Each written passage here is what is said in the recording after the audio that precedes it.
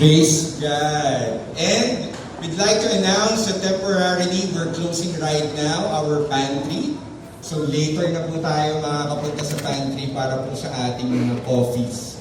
Praise be to God. Muli po, batiin nyo nga yung katabi ninyo ng Happy New Year! Praise God! Praise God! Happy New Year! Gusto ko lang pong i-acknowledge yung ilan sa ating mga bisita right now. Nandito yung mga estudyante ni Ma'am Esther from LPU Batangas. Also, we have new APs right now coming from JA1 Binyan. Yes! Also from Tanawan and Santo Tomas. And of course, yung mga bagong attend natin, ng mga kasama, ng mga katrabaho at kapamilya, palapakan naman natin ang siya sa buhay nila. Yung mga binata natin dito, yan, welcome, welcome. We also have people coming from Sydney, Australia, si Lester at saka si Don. And I'm also blessed po because one of our respected board of directors from BEPCO is here. Help me welcome Ma'am Sheila. Ma'am Sheila, welcome. And one of our friends po from Sparkle, GMA 7 Sparkle Artists. Of course, our very own and our dear friend, Lou Conde. Welcome, welcome. Alam niyo ay sobrang full po ako ngayong gabing ito. Amen po ba? At tayo po ay magsisimula na. Praise be to God. I'm so excited, young professionals, for tonight because I truly believe the Lord will do something amazing in the lives of each and every one of us. Amen po ba? At ngayon pong gabing ito, we're going to share to you a very relevant theme that we're going to discuss the whole month of January. And what is that, Pastor Paolo? Eto po, Seeking the King. I have. Thank you so much, JR. Ang ating pong tema for January is Seeking the King, Seek 2025. At gusto ko pong sabihin sa mga a-attend ngayon that there's a special part in our program later that we're going to offer unto the Lord special prayer requests that you want for your spiritual lives, for your family, for your career, for your job. Kaya kung hindi pa po kayo nakakapagsulat ng inyong prayer requests na ibibigay natin dito later, I encourage you na habang bibigyan ko kayo ng time later to write it very, very fast. At mamaya po, we're going to offer it unto the Lord. And this is what is amazing, anointed professional. Starting tonight, lahat ng prayer requests natin, every gathering, meron tayong part of the program where we will going to live all of these prayer requests. Now, I want you to write down your names because by November 2025, this year, November, we're going to open up again all the prayer requests and you'll be amazed because most of them, or not most, lahat maaari ang mga yon ay nasagot ng Panginoon. Pwede ba natin palapakan ng Panginoon? Sabi ko po, palapakan natin sa Panginoon ng mga. Praise be to God. At kung ready na po kayo, and I would request also Ate Luti to please hand me right on the bread, one of my props. Thank you so much, and we're going to start right now. Praise be to God. Ang topic na pag-uusapan natin ngayong gabing ito, part 1 of our series is this. Everybody, read our title, 1, 2, 3, go. See Jesus in the Word. Gusto ko pong malaman ninyo na ngayong taong ito, what will be made different for this year, 2025, na kaibahan sa nagdaang taon ay ito, na ma-encounter natin si Jesus sa Word of God, at ang Word of God na ito ay maranasan natin in our lives. Amen po ba? Naririnig po ba ako ng mga tingin nasa likod? Amen? Naririnig po ako, thumbs up naman po kung naririnig niyo po ako. Praise be to God. I want you to understand Ang kaibahan natin ngayon from last year, noong 2024, is this.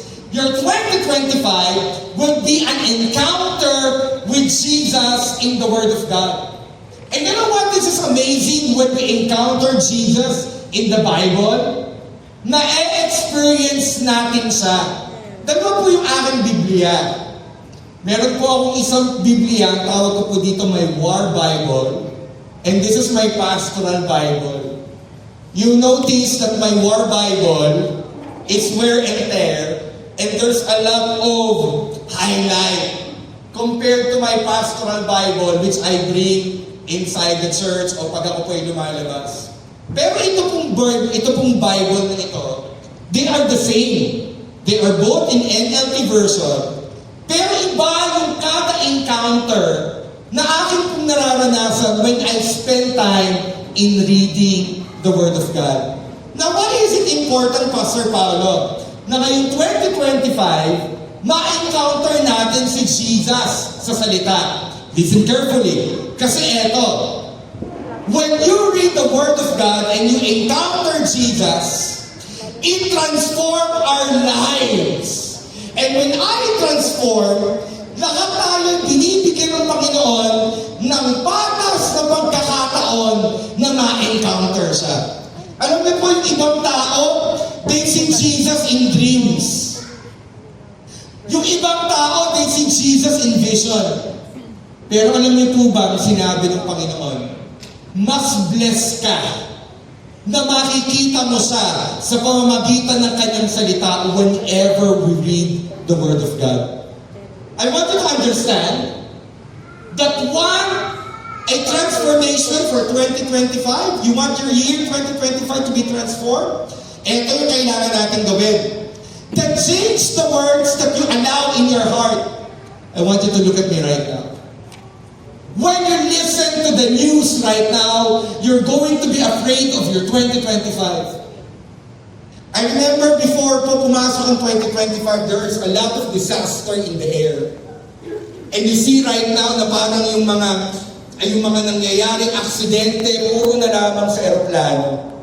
At alam niyo po, people will be very, very afraid of riding a plane. Bakit? Pastor Paolo, yun ang nakikita ko eh. And then I remember po, enter of 2025, there are a lot of people who will be telling, these are the bad things that were going to happen in 2025. Sino nakapakinig na ng balita sa inyo na meron ng mga fortune tellers na nagsabi, uy, 2025, may mamamatay na naman na sikat na artista. Or 2025, huwag ka magpapatayo ng ganitong bahay kasi mahalas. O 2025, nako, hindi ito yung time para magpakasal ka kasi hindi ito yung magandang year. And you're going to listen to a lot of words. But I want to tell you, the Lord wants you right now to receive new things from Him. And what is that? Hindi siya galing sa sabi-sabi. Hindi siya galing sa chismis. Kundi galing siya sa salita ng Diyos na ibinigay para sa iyo. Sabihin mo sa katabi mo, ang Diyos ay may purong bagong bagay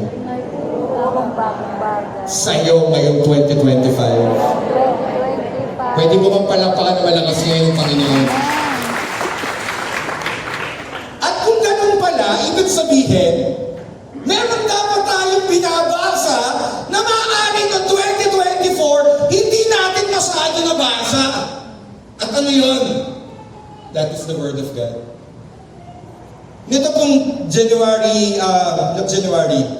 December 30, ay isinugod po ako sa ospital because of severe fever.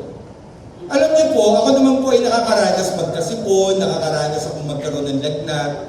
Pero not the time that I've experienced dun pong 30th. I remember it's 2 o'clock in the morning.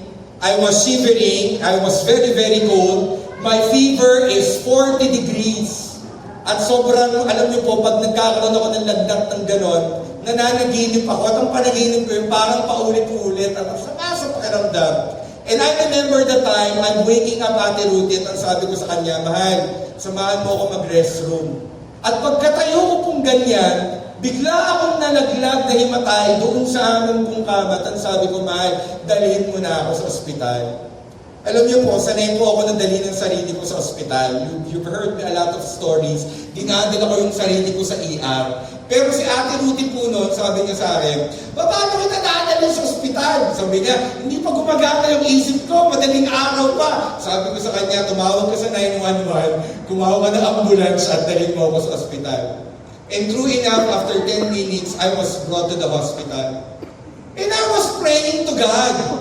Alam niyo, hinang-hina yung katawan mo, and then, Lord, magpapagong taon na, tapos po-hospital kami. Grabe yun. And I remember, nilagyan na ako dito ng oxygen because sabi sa akin, ng mga nag-responde sa akin, your vitals are going down.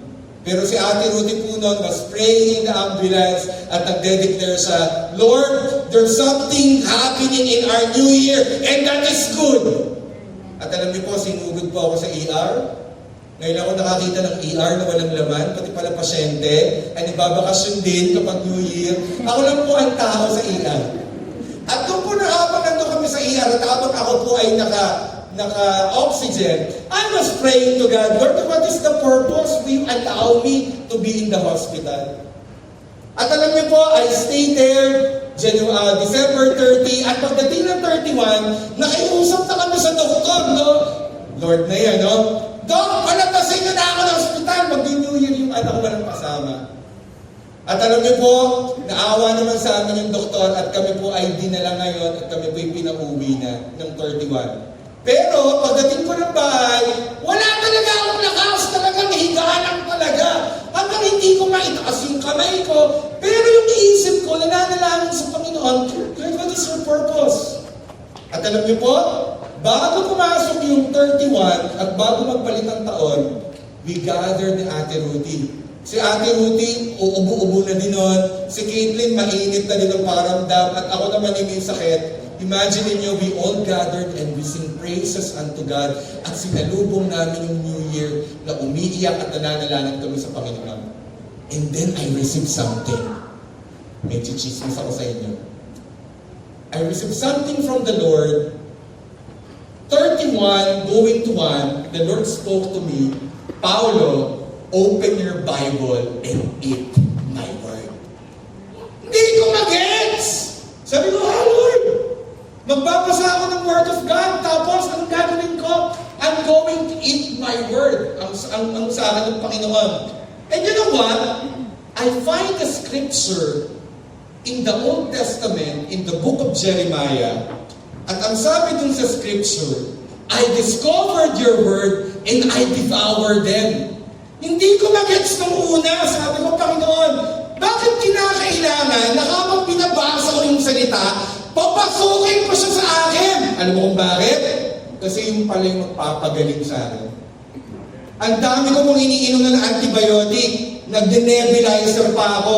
And then, ang word sa akin ng Panginoon, sige, pagkakagising ka, magbasa ka ng Word of God.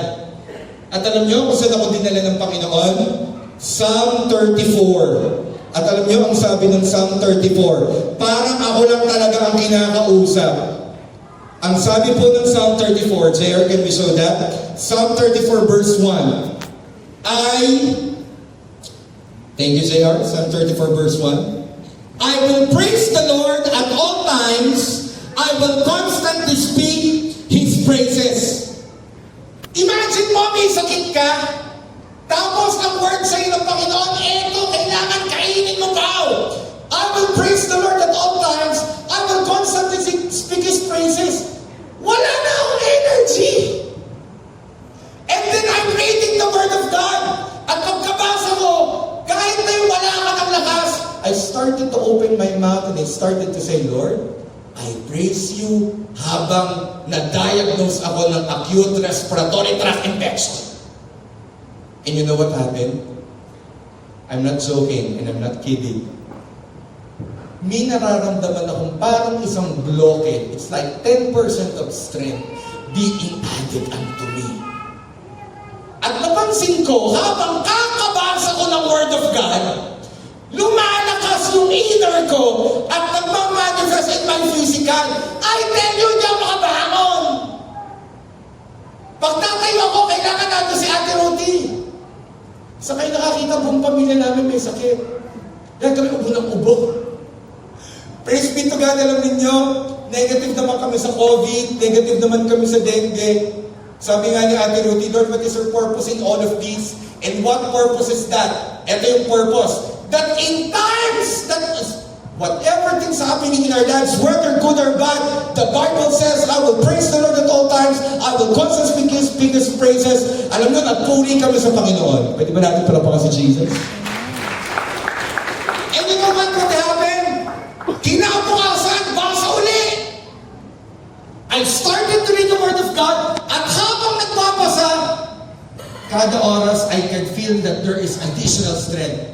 At alam nyo, for the glory of God, come of the Saturday, we were all out of the beds, of the sickness bed, and we were all healed by the Lord. Pwede ba natin palapakan ng Panginoon? Sabi ko, pwede ba natin palapakan si Jesus? AP, I want you to understand this. I want you to understand. Allow yourself to embrace the truth. Ito pala. Allow yourself to embrace the truth revealed in the Word of God. Kung meron kang panghahawakan ng mga bagay ngayon, ay hindi yung mga sinabi sa labas, kundi yung sinabi sa iyo ng Panginoon. And I want you to establish this tonight. That God will do His amazing promises to you whenever you allow yourself to be immersed in the Word of God. And I tell you, the greatest transformation that you're going to encounter this year is when you see yourself in the Word of God. Bakit? Kasi kapag nagbabasa ka ng Word of God at nakilala mo ang Panginoon, nakilala mo yung character niya, mas nakikilala mo kung sino ka. Alam mo kung insecure ka ng 2024? You're not going to be insecure in 2025 because you're going to read in the scriptures that the Lord is your security. And whenever we see Jesus in the Word of God, we encounter Him. And wala. Doon nagkakaroon ng matitinding transformation. Your 2025 will be transformed as you encounter Jesus in His Word. Punta tayo sa mga exciting na verses.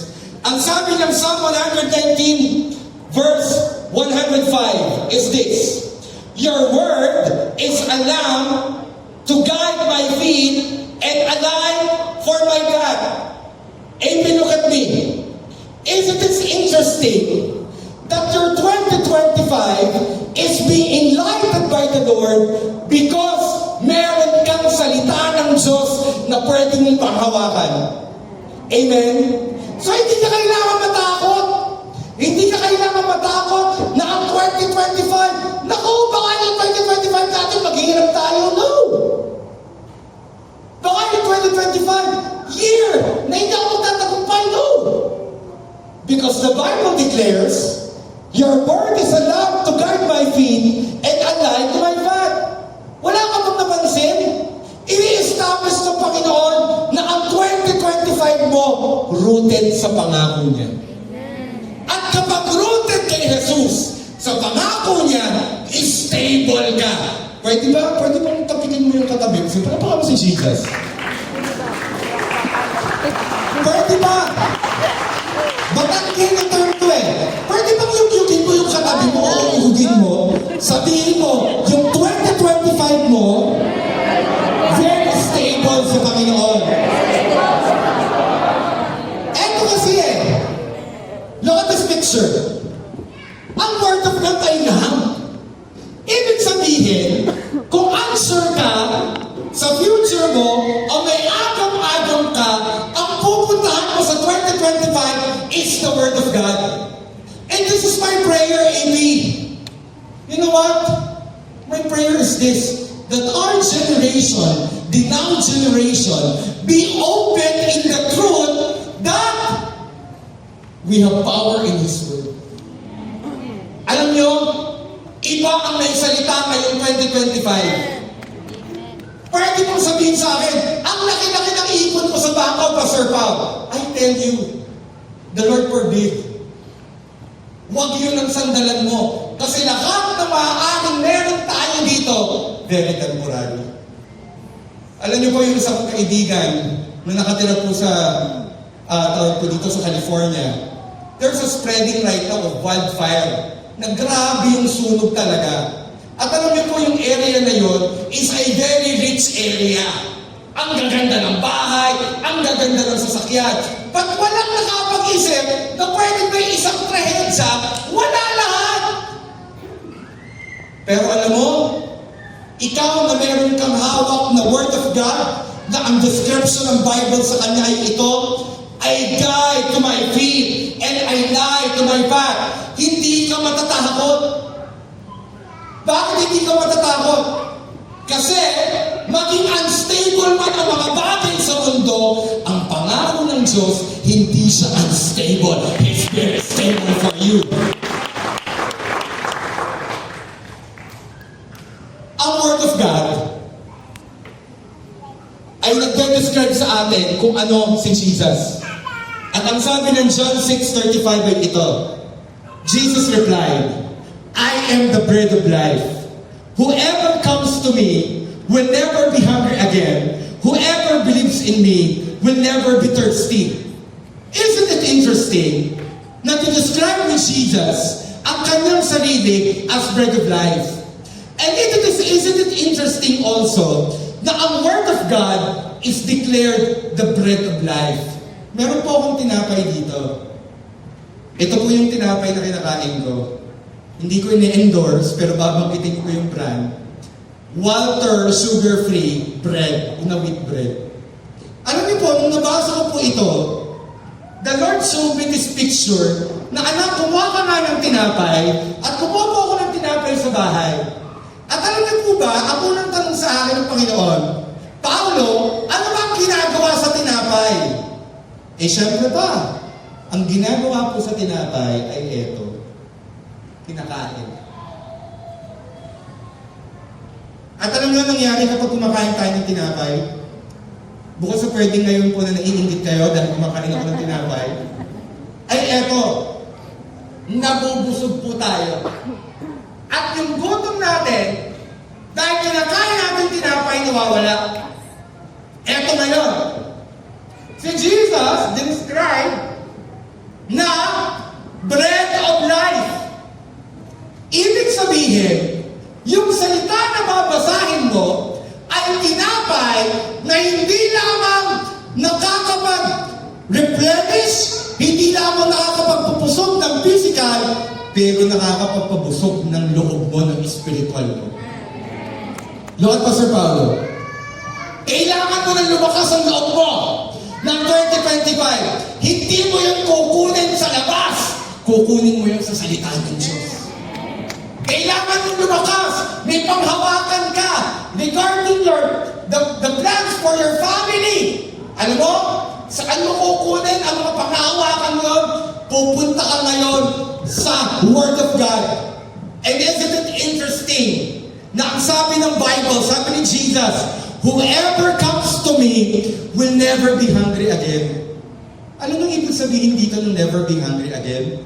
Ang ibig sabihin nun, hindi ka mamamalimos sa mundo ng atensyon, ng pagmamahal, ng security, dahil hindi kayang ibigay ng mundo na may ang kaya lamang ay ang Panginoong Jesus.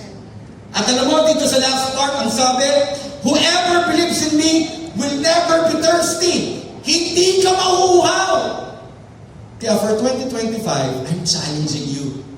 If it's your first time to read your Bible, I want you to open your Bible and read it.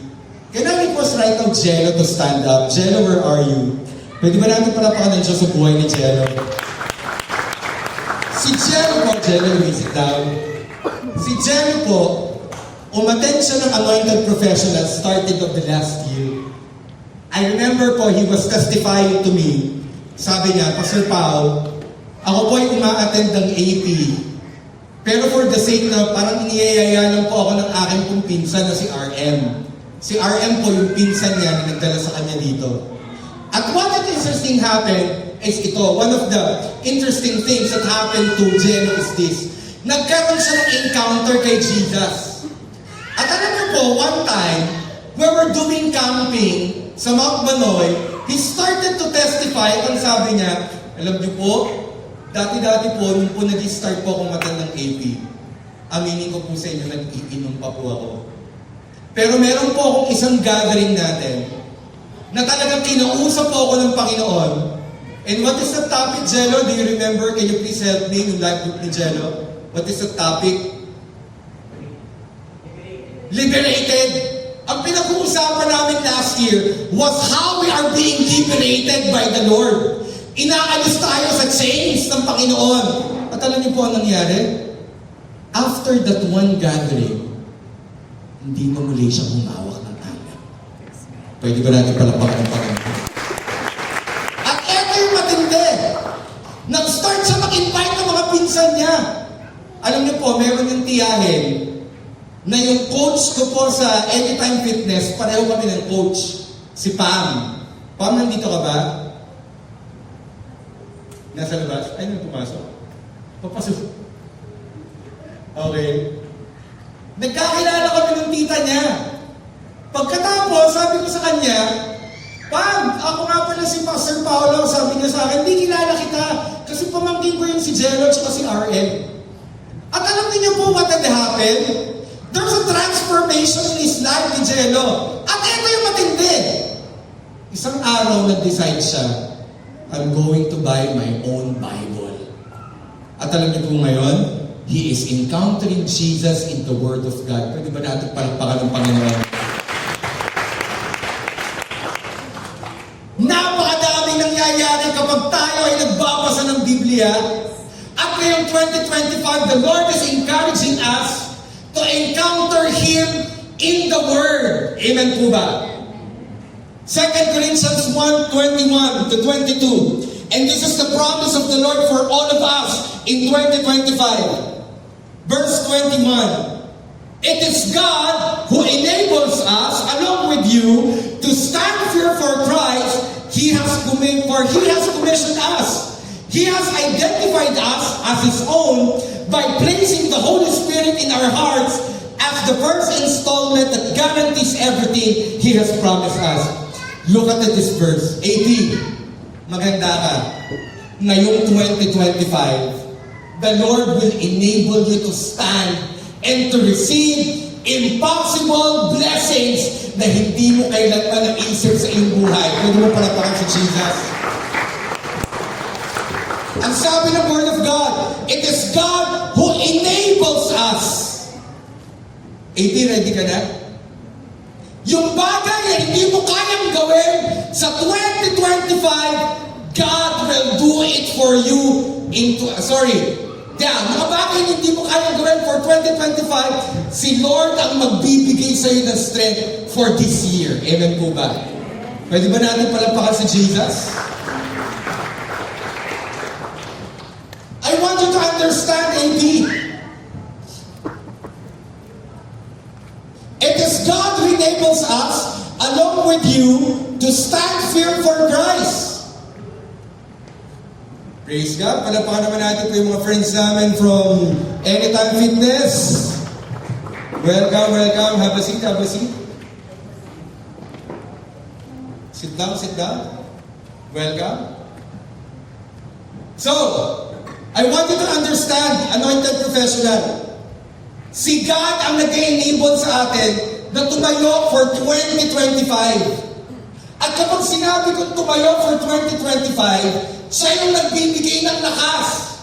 Alam mo kung natatakot ka about your 2025, magtatagumpay ba ako for 2025? Will I succeed in 2025? Now, this is a promise of the Lord for you. He will enable you to stand firm for Christ Jesus. Alam mo bang ibig sabihin nito that He will enable you? Kung wala kang lakas, si God ang magbibigay ng lakas para makatayo ka sa taong ito. And are you ready for this, AP? This year is the year of enablement. Pwede ba natin palapakan si Jesus? Ano ibig sabihin, Pastor Paul, ng year of enablement? Year of enablement means this: that what is impossible for man, it is possible for God. Uulitin ko. Itong taong ito ang taon na mga imposibleng bagay sa buhay natin na gagawin ng Diyos sa posible. Amen ba? Pwede bang palapakan natin si Jesus? And you know what? This is a promise of God. And He has identified us as His own by placing the Spirit, the Holy Spirit in our hearts as the first installment that guarantees everything He has promised to us. Everybody look at me. When you start to believe Jesus Christ in your life, and when you start to surrender your life to Jesus Christ, the Lord is giving you the Holy Spirit as a guarantee of all His promises. Alam niyo, hindi niyo ako nag-gets eh. Eto yun. Lahat ng nakasulat dito na magagandang bagay ay binigay sa'yo talaga ni Lord. Do you believe me? Every promises that God tells you in this book ay talagang para sa'yo. At ito yung matindi. Lahat ng pangakong ito may garantiya na matatanggap mo. Why? Because of the Holy Spirit that God has placed in you. Alam mo, excited ako, AP eh. Bakit ka excited pa, Sir Pao? Because excited akong makita yung mga pangako ng Panginoon na itong taong ito, this is the year where God made it. You understand me? Parang hindi nyo ako naiintindihan. This is the year. It is not you who made it, but it is God who made it for you. Pwede ba natin bigyan sila talaga ng best celebration natin? Amen. Gusto ko yun eh. Kasi pag ikaw, kulang. Pero kapag kasama mo si Lord, look at my illustration. This is us. And this is what we can do. Because we're operating in the natural. Kahit magpakapagod tayo magtrabaho ng 16 hours a day, hanggang dito lang ang effort natin. Hello? This is us, what we can do in our family. May limitation sa hanggang dito lang talaga. Pero eto eh, look at Pastor Papa. Kapag sinamahan siya ng enablement ng Panginoon. Can you hear me? Can you hear me at the back? Your ordinary become not ordinary anymore. Bakit? Kasi sinamahan na ng super ng Panginoon. Alam mo, gusto mong tagumpay? Bring God in the equation. Gusto mong tagumpay sa business mo? Allow God to enter the business. Gusto mag-enter, mag-succeed sa karir mo? Papasukin mo siya. I remember nung nagti-TV po ako. This is long time ago. Try ako ng try sa network. Alam po ni Luke yan. Nag-try ako noon, hindi pa TV5, ABC5 pa noon. Pupunta ako ng Manila, wala kaming connection, wala kami kahit ano. At alam niyo, ginawa ko naman yung kaya kong gawin. Pero kulang lagi. Yung sabihin mo sa katabi mo, pag ikaw, kulang. Sabihin mo sa katabi mo, pero pag si Lord, puno. When I allowed God to open the doors for me, I remember po nung nag-ABS na kami, ang sabi sa akin ni Jane Tenorio ng ABS-CBN, Kuya Pao, naging kaibigan ko na siya, tawag na sa akin Kuya Paolo. Sekretary siya ng Vice President ng ABS, si Leo Katikba. Sabi niya sa akin, Kuya Pao, matanong kita, paano ka nakapasok dito? Alam mo ba dito sa ABS, hindi ka makakatungtong kung wala kang backer. Hindi ka naman namin kilala eh. Imagine niyo po, I'm a director from the province and then I come to sa Maynila. And I remember before, kapag nagkukwentuhan po kami doon, magsasabi ako, Paolo, saan ka graduate na film school? Sasabihin ko naman sa UB. Ewan ko ba naman kung bakit yung mga mata ko doon, pag sinabing UP, nabibini lagi. Sabi sa akin, UP. Sabi ko, hindi UP, UB. Yun na, UP Diliman. Hindi na. University of Batangas Diliman. Tapos bigla nga sabi na ganyan, paano ako nakapasok dito? Look at me. Yung kaya mong gawin ng 1,000 years, kayang gawin ni Lord in 1 year. Sabi mo sa katabi mo, 1,000 years. Kay Lord, 1 year. Pwede ba natin palapakan si Jesus? Kaya pwede ngayong taong ito, mag-decide ka. Would it be the year na ikaw ang gagawa? Or would it be a year you allow God to work? Hello? Pastor Paolo, bakit na pala nangyari sa akin ng 2024 eh? Tingnan sa akin, tapos na yun eh. Kapag tapos na, hindi na pinabalikan. Yes. Pero yung bago na bigay ni Lord, ready siyang ibigay sa'yo ngayon. Alam mo kung bakit yan yung picture na nilagay ko dyan? Malapit ako matapos. Kasi siya, hindi siya tumitingin sa likod. Ang tinitingnan niya, yung magandang promise ni Lord na binigay ng Diyos for 2025. At sabihin mo sa katabi mo, para sa iyo yung magandang plano niya ng Diyos.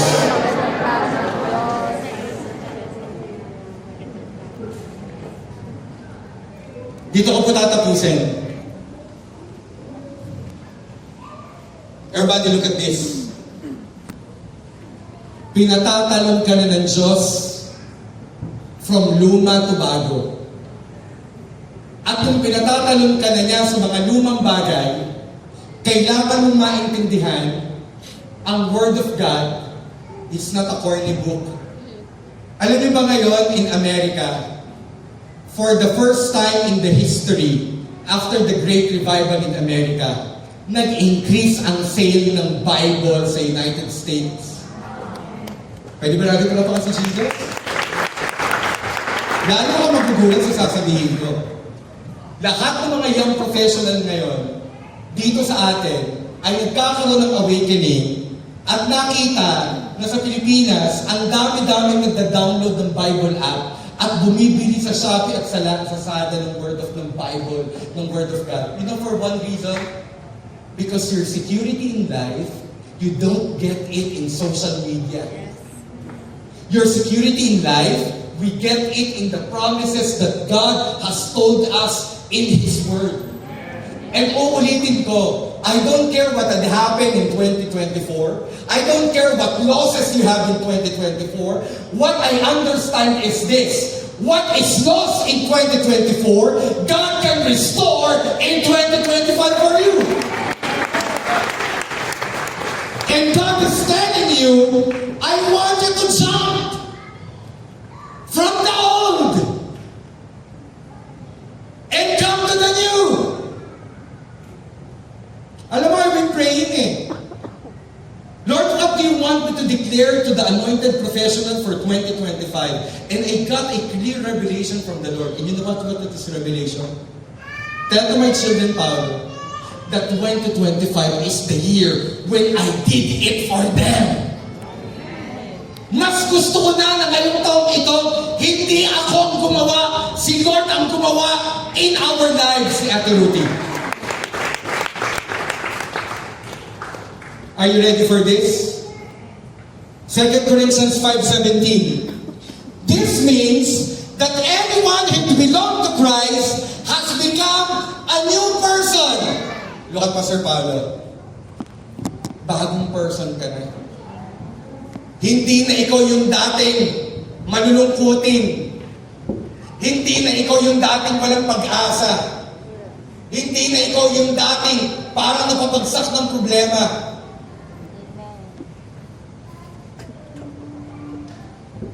And the last part of the verse is this. Can I invite the music team, please? The old life is gone. And I'm excited for this. A new life has begun. AB. Tapos na yung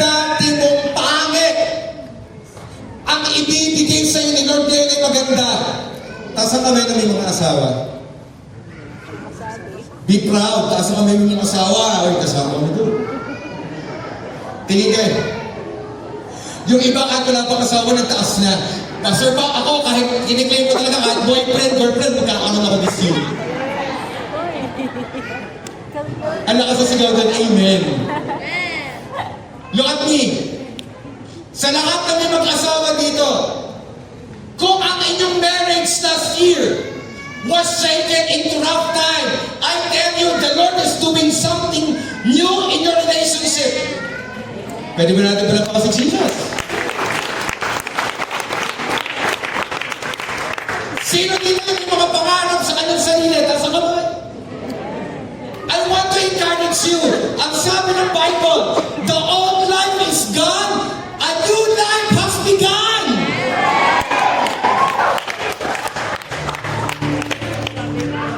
AB, I don't know about you. Pero ayoko na ng luma kong buhay. Alam niyo ba, nagpapasalamat ako sa Panginoon? Dinala ng Lord tayo lahat dito. Kasi may gustong simulan sa atin ang Diyos na bagong bagay. At sa bagong bagay na sisimulan ng Panginoon, kailangan natin makita si Jesus sa salita. This means that anyone who belongs to Christ has become a new person. Alam niyo po, habang binabasa ko to sa Word of God, napaiyak ako. Alam niyo po kung bakit? Kasi nakikita ko yung character ng Panginoon na gusto niyang gumawa ng magagandang bagay sa atin. At ready ka na? Kasama ng verse na ito, ang pagsasabi sa iyo ng Panginoon, iwanan mo ngayong gabi yung lumang ikaw. Kung yung lumang ikaw, centered sa sarili mo. Kung yung lumang ikaw, warrior. Kung yung lumang ikaw, takot na takot sa buhay. Well, yung bagong ikaw, matapang. Yung bagong ikaw, hindi kawawa. Yung bagong ikaw, nagtatagumpay sa challenges ng buhay. Yung bagong ikaw, walang sakit. Pwede ba natin palapakan si Jesus?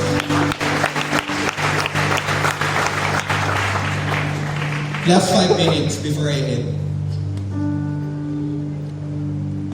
Mahal kailan ako na-diagnose ng ADK?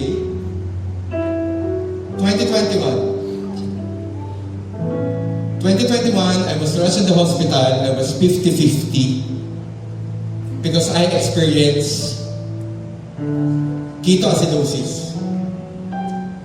I was diabetic. I was eating ice cream. Pero hindi ko sinabi na huwag kayo kumain ng ice cream. Ibig ko sabihin, I was eating beyond what my body can have. Kumakain ako ng ice cream, umiinom ako ng McFloat, kumakain ako ng ilang pulburon ng isang balot ng pulburon ng Red Ribbon. And I thought, matakaw lang ako. Ang problem pala, I was already diabetic. So my brain cannot process. My brain, hindi nasasabi ng katawan ko, sa brain ko, na hoy, ang dami ng asukal ni Boss Pao sa katawan. Eh dahil hindi nagko-communicate, ang sasabihin ni brain, kulang pa ng asukal. So ano nangyari po sa akin? I became obese. At ano po sunod na nangyari po sa akin? I became sick. And I was diagnosed diabetic 2. I have type 2 diabetes. You know my story? I was 50-50. I was rushed in the hospital. And that time, I was already hearing choir of Hallelujah. Ano pong ibig sabihin nun? Mamamatay na po. And I remember the time, I was bargaining to God. At ang sabi ko sa Panginoon, Lord, can you please add more life to me? Kasi si Ruthie, mababalo po ng maaga. Si Caitlin po, mamamatay naman ng ama. Napakapangit naman na testimony. And the Lord gave me another chance.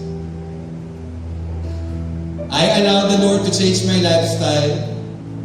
I did workouts, I did exercise, I did diet. And you know what? I have a good testimony for you. Kahapon ba? Yesterday, we went to my endocrinologist in Envilia, Lipa. My doctor told me, before you had your checkup, I want you to ultrasound your kidney because we just want to check that your kidneys are okay, Paolo, because of your diabetes. And we were praying the Ate Ruthie, and as we pray, I do my part. And what is your part, Pastor Paul? I did my diet, I did my exercise. Pero greatest of all, I rely unto the Lord. And you know what would happen? Pagpunta ko sa ospital kahapon, the doctor was so amazed. Sabi niya, "Wow, your results are normal."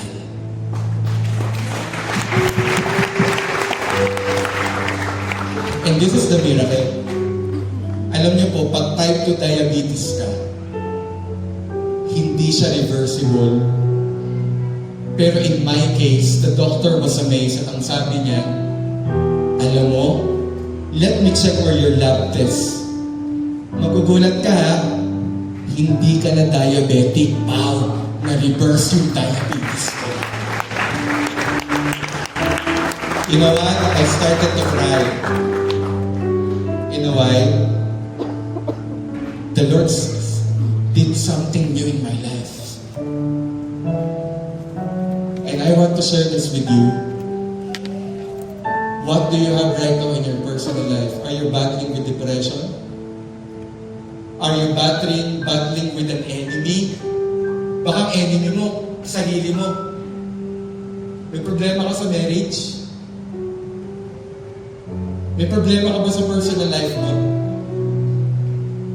Alam niyo po, kung meron dito ang pinaka-insecure na tao, ako po yun. Sobra ko mahihayin before, sobra ko insecure, sobrang tinitingnan yung looks ko. Grabe, sana kasing gwapo ko na lang siya, sana kasing yaman ko na lang siya, and I'm so sad. But when I find Jesus, this means that anyone who belongs to Christ has become a new person. Hindi ko na kailangan ma-insecure. Hindi ko kailangan malungkot. Hindi ko kailangan matakot because I am in Christ and I'm a new person. That means I can tell to my old Paolo, I'm not going back. I'm not going back to sin.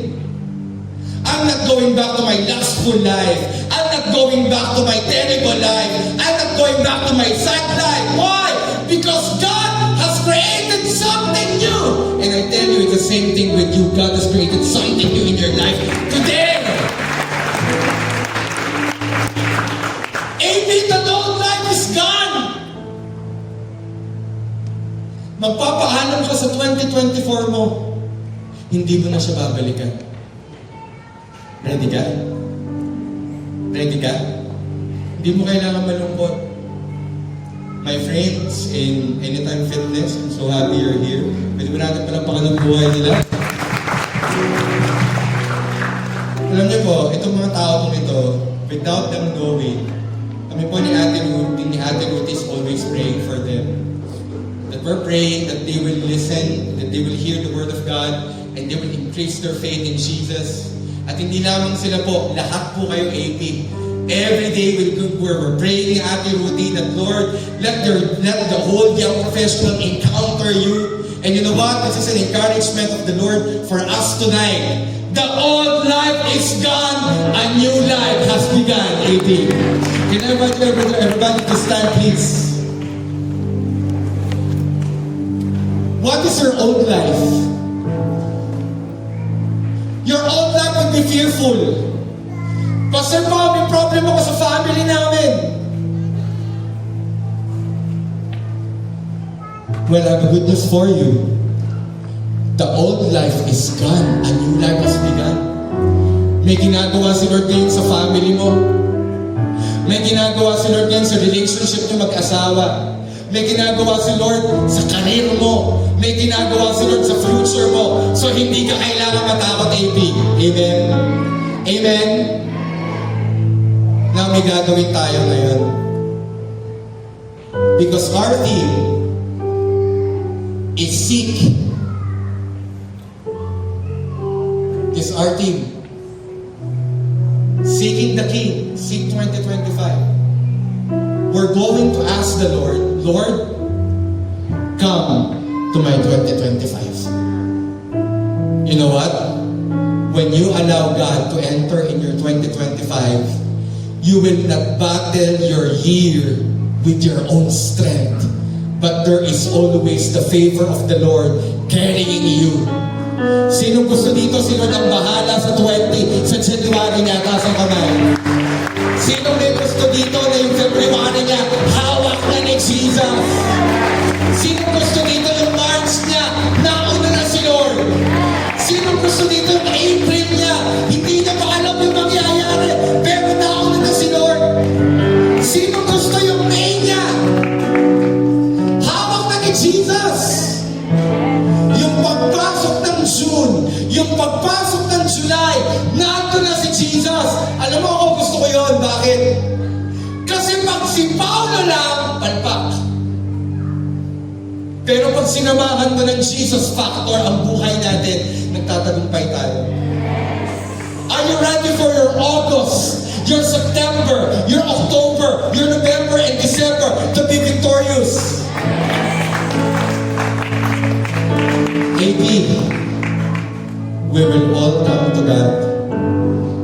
JR, last verse before we pray. Pwede ba natin ipakita ulit yung Psalm 34, verse 4, if I'm not mistaken? Can we show it again? AP, ready ka na? This is the promise of the Lord for you. Ikaw na lalapit sa Kanya tonight. I prayed to the Lord, and He answered me. He freed me from all my fears. Listen to me. God is one prayer away. And when you pray to God, He answers. Are you afraid? Pray to God. Are you sad? Pray to God. Are you worried? Come to God. At dito, salita niya, gagawin niya ang pinangako niya. Pwede ba natin palapakan si Jesus?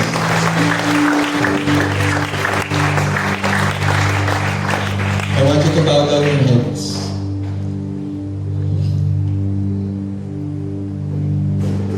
There is somebody here. You've been so insecure and lonely about your life, and you've been comparing yourself to others. Pastor Pao, kung mas siguro, mas guwapo lang pa ako, mas maganda ako, mas mayaman ako, siguro mas masaya ako. No. Ang kailangan mo lang ay si Jesus. You're finding joy in other things. You have tried it. You have tried it in money. You have tried it in leisure. But at the end of the day, you're still empty. But tonight, God will touch you. May gagawin tayo, ilalapit natin sa Panginoon yung takot natin sa taong ito. Meron dito, you'll have your board examination this year. Meron dito, lalaban ka ng competition this year. Gawin mo yung laban mo, gawin mo yung board exam mo, na tinitiwala mo kay Lord, and I tell you, di ka niya pababayaan. There's somebody here that will open your business. There's somebody here that you want to expand, that you're somebody here that you want to find a new job. I tell you, allow the Lord to enter in the situation at hindi ka niya pababayaan. Right now, I want you to pray. Come on, I allow you to pray. And tell God your fears right now for this year. Come on, God is doing something. God is doing something. Come on. God is doing something. Start to pray.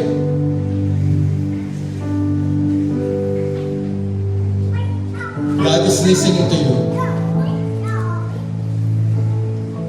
There's somebody here, meron kang problema sa personal life mo. You're finding it, you're finding solution in a lot of things. Actually, ayaw mo siyang kahanapin. But the Lord is telling you right now, don't be afraid, I am with you. Now let's pray.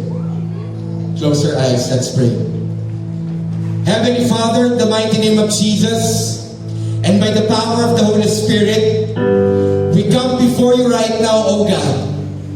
We ask, O God, for your strength to overflow in the lives of each and every one of us. At yung kalakasan, Lord God, ay umapaw, Panginoon. Dalangin ko, Diyos, na habang nag-uumapaw ang lakas, inaalis mo ang takot sa aming puso. Inaalis mo ang pangamba sa aming puso. At inaalis mo ang lahat ng uri ng pag-aalinlangan, O Diyos. Father, sa lahat ng nananalangin, Lord God, for their families, for their relationship, for their husband and wives, I pray right now that you strengthen marriage. Sa lahat ng natatakot, O God, o ginugupo, Lord God, ng pangamba, I pray, O God, right now for peace. Sa lahat ng uncertain sa kanyang bukas at ginagawa ang buhay na mag-isa, I pray in Jesus' name that you're going to strengthen us, O God, na evidence sa lahat na kami ay sinasamahan mo, Panginoon. And Lord, I declare, 2025 is the year of impossible blessings. It is unstoppable. All the impossible and unstoppable blessings tinatanggap namin because we hold on unto your promise, O God, in the name of Jesus. We also declare, Lord God, those who are sick, I declare, Lord God, your healing power to overflow and manifest in us and in our family. And in the mighty name of Jesus, we pray that you're going to strengthen us right now. Paulit-ulit kong binabanggit yung strength. There is somebody right now, you are receiving right now, mental health strength, emotional strength, spiritual strength in the mighty name of Jesus Christ. Thank you, Father. And Lord, tonight, salamat, Panginoon, sa napakagandang bagay na ginawa mo at gagawin pa sa buhay ng bawat isa sa amin. We thank you, Father God. We honor you and we magnify you, Lord. In Jesus' name, this we all pray. Amen and amen and amen. Pwede ba natin palapakan ng Panginoon ngayong oras na ito? At pwede ba tayo umupo right now? Because we're going to have right now our prayer requests. Ate Rudy, can I have ours? And can invite the music team to please stay. AP, sa lahat na nandito po ngayon, we ask you to write your prayer requests for your family, for your personal life, for your family, for your dreams. At sino po yung nakapagsulat? Taas ang kamay, huwag pong mahiya. Sino po yung nakapagsulat? Okay. Sino naman po yung hindi nakapagsulat? Taas ang kamay. Okay. Baba po ang kamay. Tingin po kayo kay Pastor Paolo. May gathering pa tayo ng lahat ng Thursday ng January. I encourage you po right now to write your prayer requests. Para saan, Pastor Paul? Look at Pastor Paul right now.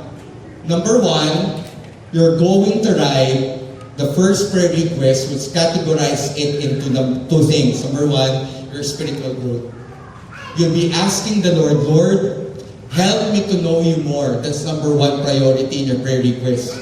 Now, number 2, you write right now the names of your loved ones na gusto mong makakilala sa Panginoon. And then, number 3, you write right now lahat ng concerns mo about your job, your family, about your career, your love life, any concerns that you wanted na ilapit natin sa Panginoon. At ano po yung gagawin natin? Starting today, ilalagay niyo po yung pangalan ninyo. Every gathering ng AP, sa physical, sa face-to-face, at sa online, lagi namin siyang ipagpipray ngayon. At you know what is the exciting part? Pagdating ng November, bubuksan natin yung mga prayer requests natin in a national gathering, and you will be amazed that all of this has been answered by the Lord. At sinong nananampalataya na yung mga prayer requests na sasagutin ng Panginoon? Come on, can we just give the Lord the best clap of praise? Now, kung hindi ka nakapagsulat ngayon, it's okay. Pero, I encourage you, yung next gathering, habol ka, isulat mo yung mga prayer requests mo. Okay ba yan? I can invite the music team, please.